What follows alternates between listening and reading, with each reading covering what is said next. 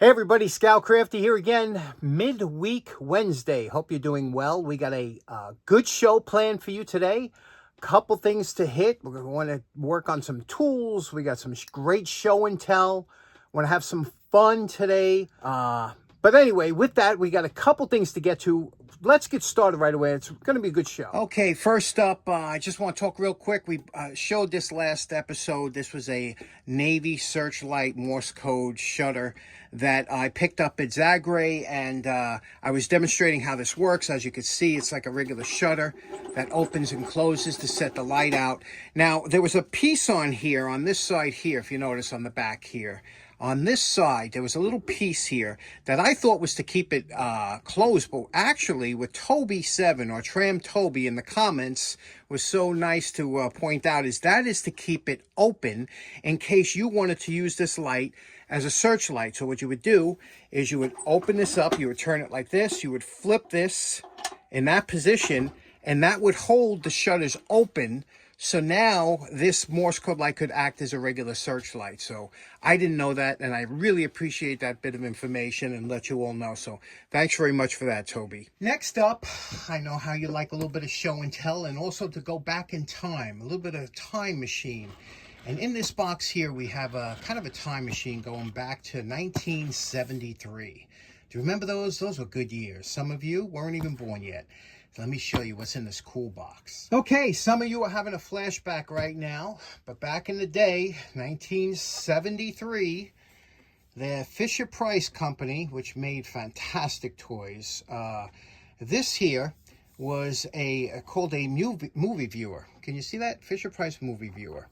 And what this was it took little cartridges. These were Super 8 cartridges, and you can see there was a loop of film. You see that loop of film in there? And what this loop would go through here, and there was a little gear that would drive it here. See that little red? That's a gear. And when you push this into the player, it would engage in there. You could see the handle. This was ingenious, wasn't it? It was just an ingenious device. And that little cog would mesh with this, and you could watch a movie. You know, you put this in here like this, okay? Had a little focus here that you could focus it for your eye. And what you could do is you could watch a movie through here. And I'm going to try and hook it up so that you could see what this looks like when you look through it. Because this is the slickest thing since sliced bread. I mean, I'm looking at it now as an adult and saying, whoever invented this was a genius. A genius. But by today's standards, I don't know if it would, you know, entertain the kids today with all the video games, everything they have. But back in the day, this was fun. Let's see if we can't hook it up so you can see what's going on inside the movie. Okay, in order to set this up so you can see it, I have my my York vise here. I'm putting it on the table. I got some rubber line jaws. These are beautiful, aren't they? I got these from Brian Little. He sent these into the shop. Aren't they nice? These soft jaws will go on here. And they fit so nice, don't they? And then I'll put the viewer in here. I don't want to break it, you know. So put this on here, put a little bit of pressure on here. And then hopefully we'll position you over here so that you can look through the viewfinder. Now, this little area here is like a prism. You want to have light hit this area here. So I'll put the light down and see what we can't see. Okay, you can see we're looking through the lens. Now, this is much harder than it looks. Let me show you what it looks like as you turn. I'm going very slow. You can see here it's frame by frame, but as we go faster, now, what's so interesting is I have to do a voiceover because the clicking sounds too noisy, but there's no batteries involved. It's hand crank. The faster you go, the faster the movie goes. So you kind of got used to the right rhythm of how to turn it. But let's get this straightened out. Okay, I think I got an acceptable setup that you'll be able to watch the Fisher-Price movie projector through the phone. So let's go check it out and see if we can't watch Mickey Mouse circa before 1973.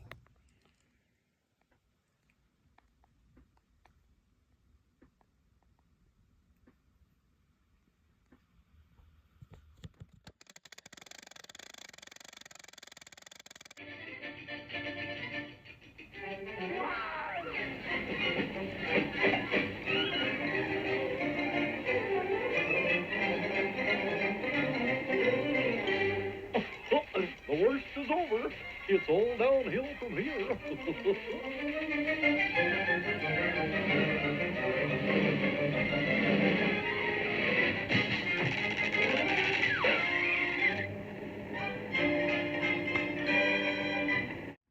Now, unfortunately, film and plastic both decay or degrade over time, but for 50 years old, over 50 years, this thing still works and still. Fisher-Price had to make things that was kind of bulletproof, even though they were using plastics and stuff. You got to remember, the kids were pretty tough with things back when we were younger, you know? So look at this, unbelievable. And it had to be safe for the kids too. They couldn't really use glass and other things that would enhance the quality of the viewing. But isn't that something else? Just an enjoyable trip down memory lane. Did any of you have one of these when you were younger? Next up, since we're having some fun down the shop, remember we did the stroboscope, which basically stops frames and checks your RPM. I was always curious about this inexpensive drill press I have here, Central Machinery. You know, you change the speeds by adjusting the pulleys, you know, by putting a belt on different steps of the pulleys here. And you can see I have it on the 2 top pulleys, and that should be, you can see the bottom right there, it should be 3,100 RPM. Can you see that? That's the way I have it set up. So I always wondered how how accurate this is. So let's hook up the stroboscope. I have this in here, and let's try it out.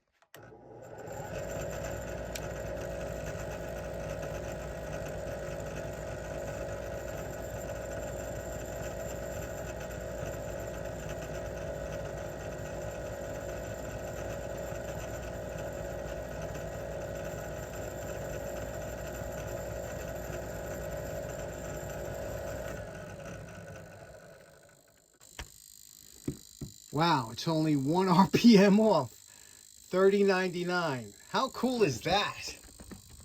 Okay, next up at Zagre at Bob's Quarter Table, I picked up these 2 unusual screwdrivers.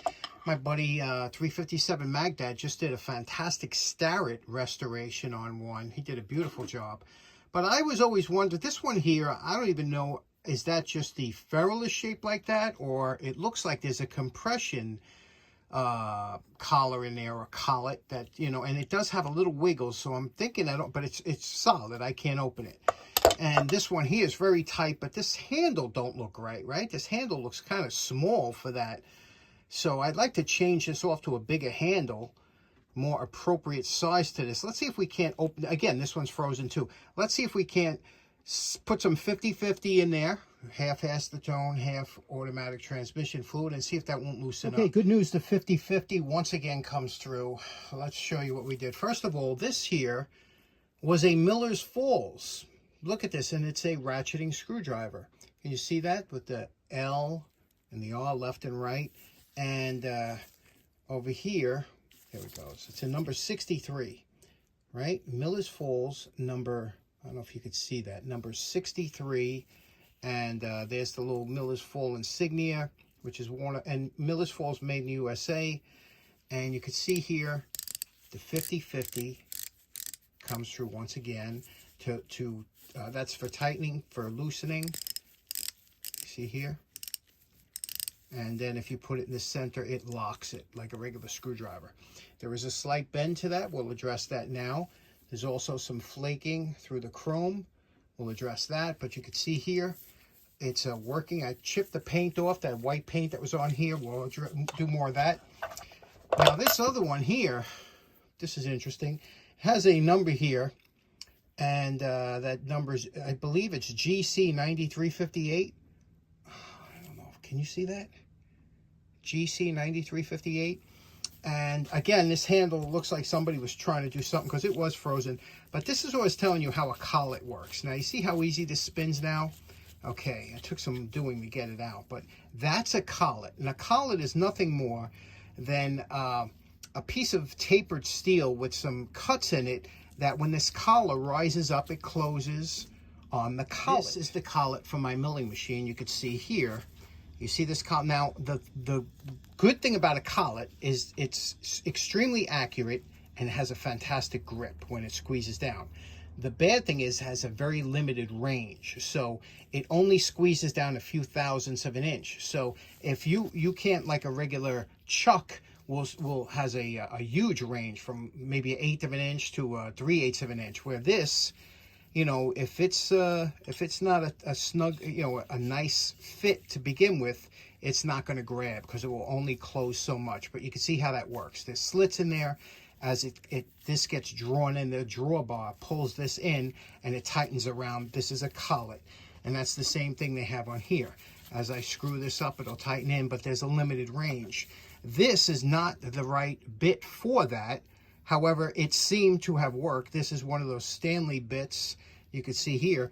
And if it was meant for there would be something at the bottom of this that would lock that in, that it wouldn't spin. But no, this is just to grab a collet. Now I'm trying to think now, maybe this is to grab a collet for like a countersink or something like that. Okay, a quick search on the web.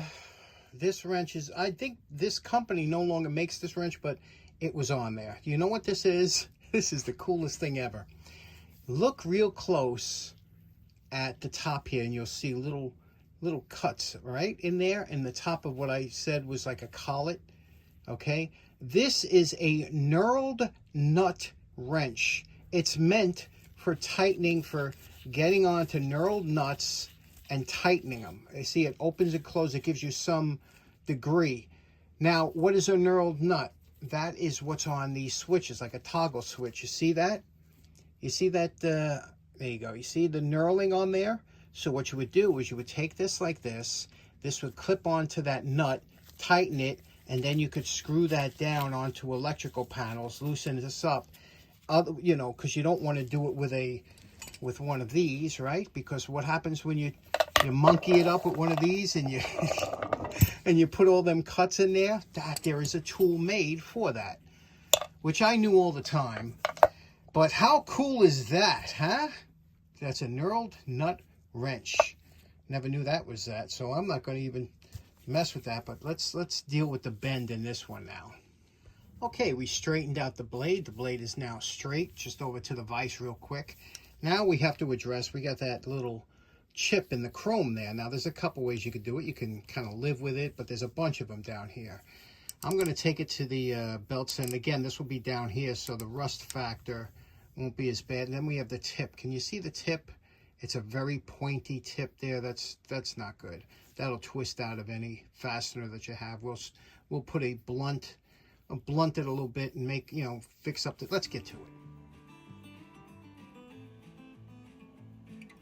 And we're calling this project done. This is just a cleanup, not a restoration, but you could see here, we cleaned the handle up, came out real nice, right? This is all working properly again, and again, we know what it is now, and I guess, you know, there's no reason not to keep that Phillips driver bit in there when it's not in use. At least it has some use, and then if you have to, you always have that outer edge, which this won't bother, so I guess it's a dual purpose when you leave that in there. As for the Miller's Falls, we left the handle, you know, we just took the paint, whatever paint we cut off, and gave it a quick going over. You know those tub towels, I don't want to keep pushing it, but, and of course, look at what we did with the blade here. Look at that. Isn't that nice? And you can see now we have a thick blade, you know, something that'll work on a screw. And it, listen to this. Just beautiful, because we used my favorite lubricant, Triflow, superior lubrication. It's a really good lubricant. The 50/50 is a good cleaner lube, but this stuff is super slippery, and you can see how nice it works. So there we go. What do you think? Okay, so in closing, we had a lot of fun down the shop today. Took a trip back in time, and we also used a stroboscope. We got a couple restorations. Good episode. We'll see you again on Friday. Hope you have a great day. Take care now. Bye-bye.